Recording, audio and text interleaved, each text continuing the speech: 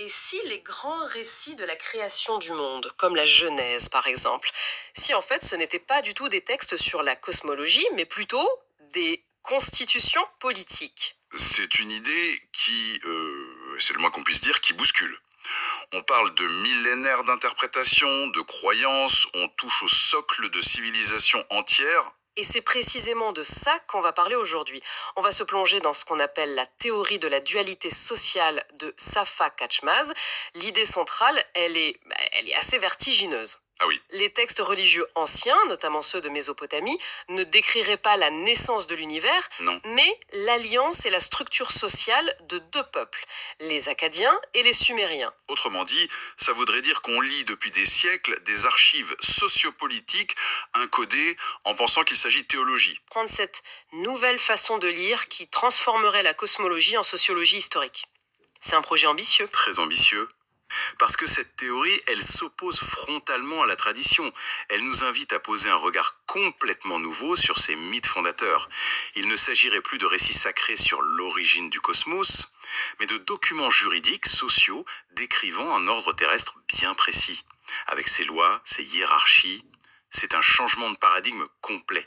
Alors, entrons dans le vif du sujet, décortiquons ça un peu.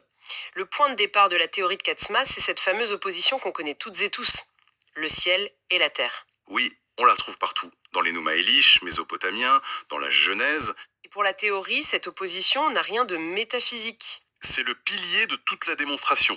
Selon Katchmaz, le ciel, ce n'est pas la voûte céleste, ça représente la société akkadienne. Et la terre? La terre ou le sol représente la société sumérienne.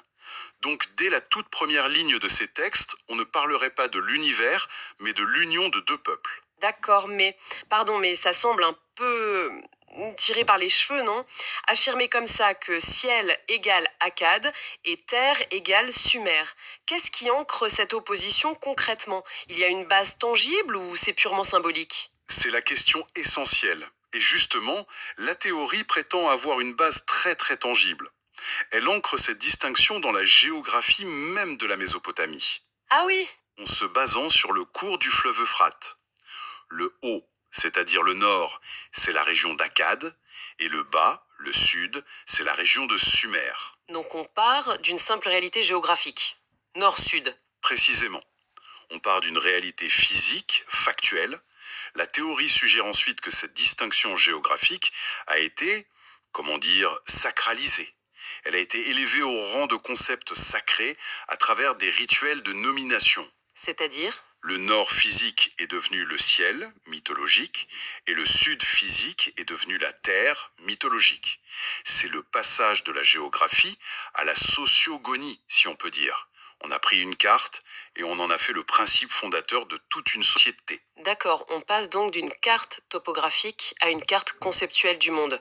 Et c'est ça qui permet de construire tout le reste, j'imagine. Oui, et cette carte conceptuelle devient la fondation, la matrice de toute la structure sociale. Une fois que vous avez posé cette opposition fondamentale, ciel-Akkad contre terre-Sumer, tout le reste de la culture, point, de la société, viendrait s'organiser autour. Et c'est là que ça devient vraiment fascinant, je trouve. Parce que cette dualité de base va générer tout un système d'opposition, de couple qui structure la société. Oui, un système d'une cohérence assez impressionnante qui s'étend à tous les domaines de la vie. Donnons quelques exemples concrets pour que ce soit clair. Au niveau social, on aurait l'opposition entre le nomade et le sédentaire, le pasteur et l'agriculteur. Ça colle assez bien avec ce qu'on sait des Akkadiens et des Sumériens. Bon. Absolument. Ça correspond parfaitement aux profils archétypaux, les Akkadiens, un peuple sémitique semi-nomade et pastoral, et les Sumériens, les pionniers de l'agriculture sédentaire, de la civilisation urbaine dans le sud. Donc la dualité mythologique reflèterait une réalité socio-économique. D'accord, ça se tient. Mais la liste continue et s'élargit. On trouve une dualité de genre, masculin contre féminin, et puis des oppositions plus cosmiques. Le soleil contre la lune, le jour contre la nuit. Et même des choses très symboliques, comme l'or contre l'argent, ou l'eau douce contre l'eau salée. On a l'impression que tout l'univers est réorganisé selon cet axe. Ce qui est frappant ici, c'est que ce mode de pensée, ce n'est pas une invention de la théorie. Il y a un parallèle très fort avec ce que l'anthropologie structurale a mis en lumière. Ah, Lévi-Strauss? Exactement. Ce système d'opposition binaire fait directement écho à sa théorie des dualités culturelles. Il a montré que de très nombreuses cultures, partout dans le monde, organisent leur vision de la réalité à travers ces couples d'opposés. Le cru et le cuit, le haut et le bas, le sec et l'humide. Donc, ce que Catchmas proposerait, c'est d'appliquer cette grille de lecture structuraliste, non pas juste à un mythe, mais à toute une civilisation historique. C'est exactement ça. La théorie prend cet outil de l'anthropologie et l'applique de manière systématique à l'histoire, aux textes juridiques, aux rituels de la Mésopotamie. C'est une tentative de trouver la grammaire cachée de cette société. Et cette grammaire serait fondée sur cette opposition akkad-sumer. Et apparemment, cette grammaire s'applique à des concepts de plus en plus abstraits. Les sources mentionnent des dualités théologiques qui sont assez surprenantes, comme fils mortel, fils vivant, ou fils parfait, fils imparfait. Et la plus étonnante pour moi, prototype de Jésus, prototype d'Adam. Là, on est loin de la géographie de l'Euphrate. C'est là que la théorie devient plus interprétative. Elle postule que ces oppositions théologiques, qui apparaissent bien plus tard, sont les expressions les plus symboliques, les plus évoluées de cette structure dualiste originelle. Comment ça? Le prototype de Jésus, associé au ciel, au divin, au sacrifice, s'opposerait au prototype d'Adam, lui qui est lié à la terre, à l'humain, au monde des vivants. Chaque nouvel élément de la théologie, même des siècles plus tard, viendrait s'inscrire et trouver sa place dans cette grande matrice ciel-terre. Cette grille de lecture est déjà passionnante. Mais si on l'applique aux textes eux-mêmes, comme la Genèse, on arrive à des conclusions qui sont carrément explosives. C'est cette fameuse nouvelle façon de lire. On arrive au cœur du réacteur. L'idée, c'est de dire, oubliez la lecture cosmologique, ces textes sont des documents sociologiques et historiques. Point. Attendez.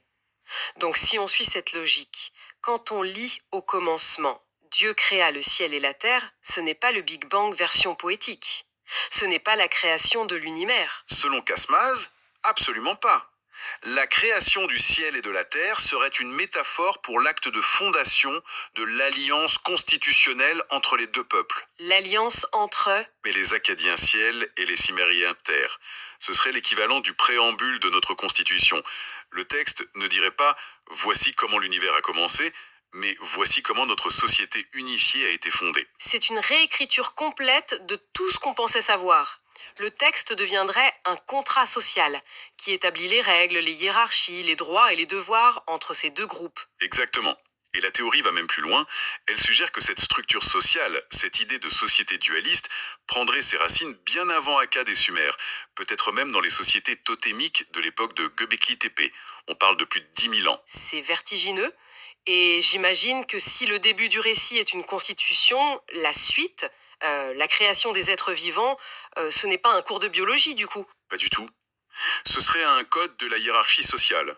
Un organigramme de la société, mais déguisé en histoire naturelle. Chaque créature représente une classe ou une fonction sociale. Les sources sont très précises là-dessus. La création des oiseaux ne concernerait pas les animaux à plumes. Non. Les oiseaux du ciel symboliseraient les clans de l'élite dirigeante, l'aristocratie. Ils sont associés au ciel, donc au pouvoir akkadien, à la classe dominante. Logique. Ensuite viennent les animaux terrestres. Eux, ils représenteraient les clans de statut intermédiaire, le peuple, les artisans, les commerçants. Ceux qui appartiennent au monde de la terre, mais qui ont un statut reconnu, qui ne sont pas tout en bas de l'échelle. Et tout en bas, il y a les reptiles, les choses qui rampent sur le sol, et là, l'interprétation est... Beaucoup plus sombre. C'est sans doute l'affirmation la plus provocatrice et la plus spéculative de la théorie.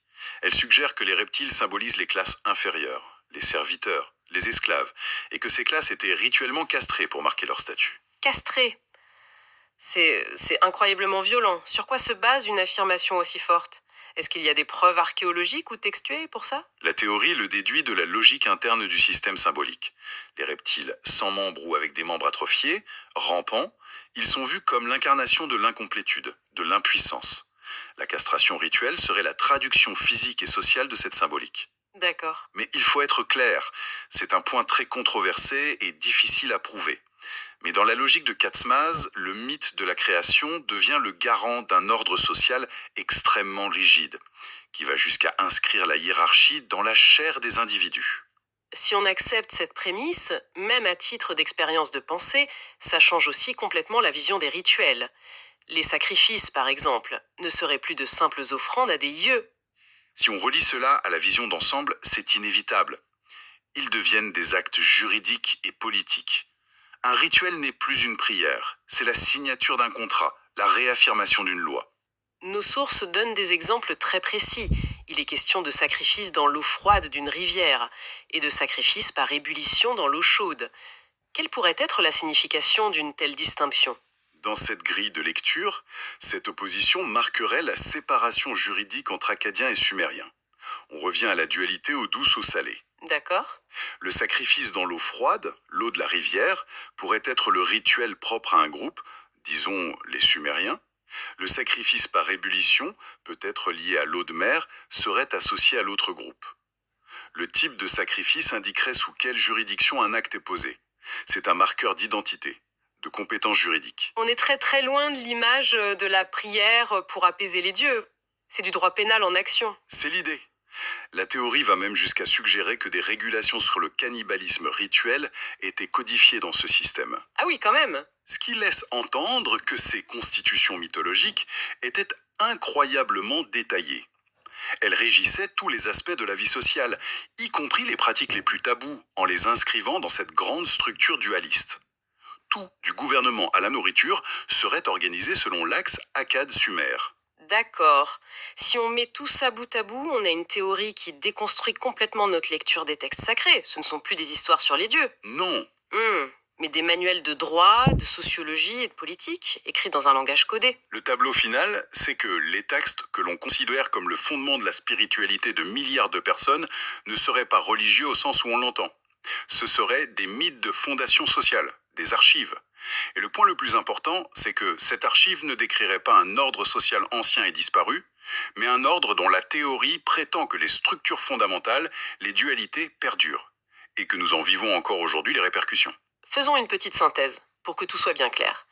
La théorie de Safakatchmaz nous propose de lire les mythes de la création non pas comme de la cosmologie, mais comme l'acte de naissance d'une alliance constitutionnelle entre deux peuples. Les Acadiens et les Sumériens, oui. Et cette alliance est entièrement structurée par une série d'oppositions en miroir. C'est ça? Ciel contre terre, qui se décline en nomade contre sédentaire, masculin contre féminin, et ainsi de suite.